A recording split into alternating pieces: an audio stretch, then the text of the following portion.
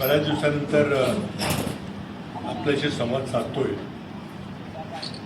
थोडे दिवस माझी तब्येत बरी होती, दिल्लीला होतो 2-3 महिने.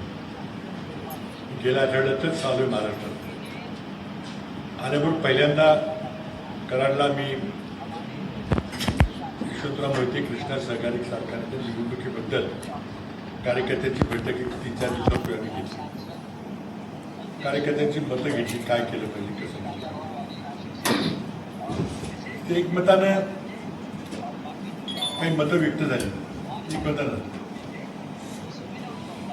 त्यानंतर मला ते तुम्हाला सांगायचं होतं, पण मला वेळ मिळाला नाही.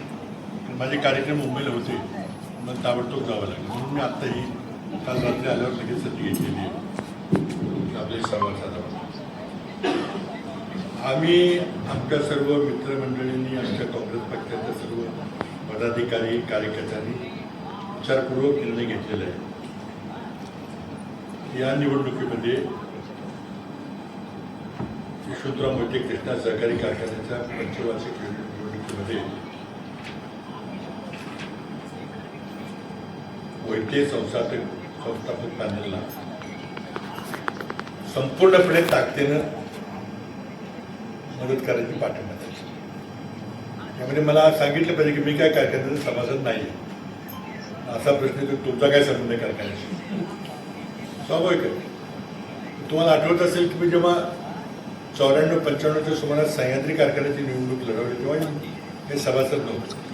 जवळजवळ आम्ही तिथं निवडून आल्यासारखं झालं. कराड तालुक्यामध्ये आम्हाला बहुमत मिळालं.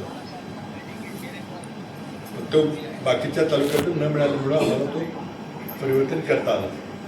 त्यावेळेला मी विचार केला होता की आपण या भागाचा लोकप्रतिनिधी म्हणून त्या लोकांच्या सुखदुःखामध्ये आपण सहभागी झालं पाहिजे.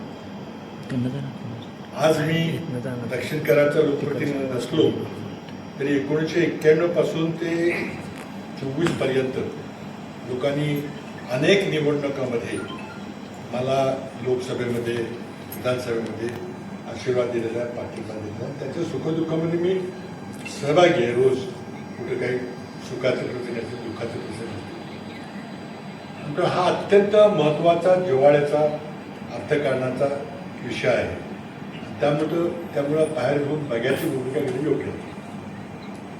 माझ्या कारण असे आले की काही असं वक्तव्य करण्यात आलं की राजकारण वेगळं आहे, सहकार वेगळं आहे. असं जर झालं असं सुधारलं तर फार आनंदाची गोष्ट होती. मग कोणीच त्यात भाग घेतला नसतं. पूर्वी एक असा काळ होता की एक जण सहकार चालवायचा आणि एकाने लोकप्रतिनिधित्व करायचं आणि एकमेकाला मदत करायची.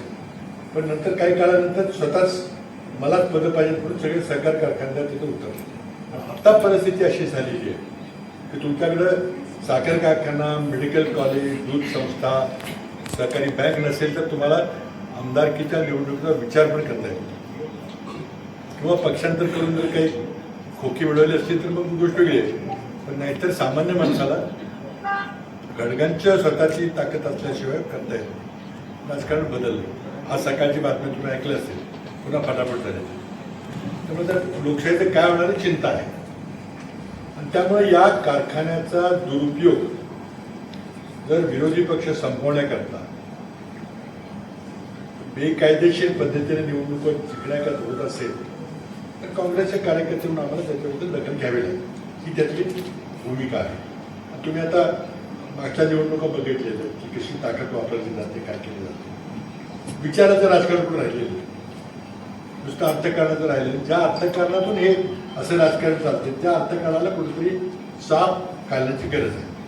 आता ते अर्थकारण तयार कसं होतंय तर कारखाना चालवताना मी आता खूप डीप अभ्यास केला होता सह्याद्रीच्या निवडणुकीमध्ये. नंतर मागच्या निवडणुकीमध्ये इंद्रजित बाबा होते त्यावेळेला देखील मागच्या वेळेला मी भाग घेतला होता. मागच्या एका निवडणुकीमध्ये नव्हता घेतला. परंतु जाणून बुजून की आपण सभासद नाही तरी पण एक विश्वास होतो की आपण जर आपल्या विचाराचे लोक निवडून देतील काही चुकीचं झालं तर त्याचा जाब विचारण्याचा अधिकार मला आहे. ते मी करू शकतो. अगदी बोर्डाच्या मिटिंगमध्ये बसायची काही गरज नाही. त्यामुळं माझी भूमिका अशी आहे की ही आर्थिक संस्था निपक्षपाती चालली पाहिजे, लोकांच्या हिताकरता चालली पाहिजे.